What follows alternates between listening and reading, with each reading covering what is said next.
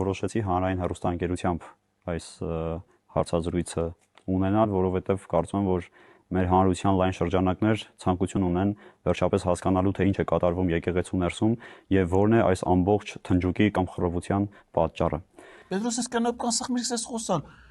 Տեր Արամ, ախել ես մարդը հարց չի տվել, ընդհանրեն ասել է բարի երեկո Տեր Արամ։ Դու արդեն կեսը ասիր։ Այ բալա սպասի հերթ կա գրել այն աղջիկը գրե տվել են ձեռը, Նիկոլ Առանձինա գրե տվել ձեռը, 1000 հոգի գրե տվել են ձեռը։ Նա հələ պիտի այդ սաղ հարցեր տա, դու արդեն կեսն ասիր, դա չի, խամ ես, դու հուզված ես։ Կարող ես գիտես ոչ որ վատ բան ես անում, հուզվել ես, խառնվել ես իրար, ասում եմ ես որոշեցի գամ այս տաղավար։ Խի, այս տաղավար որոշելով եմ։ Պետրոս փոխվել է ձև, այսինքն ով որոշումալու գալիս է, թե դուք եք մանգալի, քթնում, հետազոտում, զանգում, խնդրում, կանչում, բերում։ Ասում եմ ես որոշեցի, հիմա ով որոշի կարա հլնի գա նստի ստե խոսի, հա։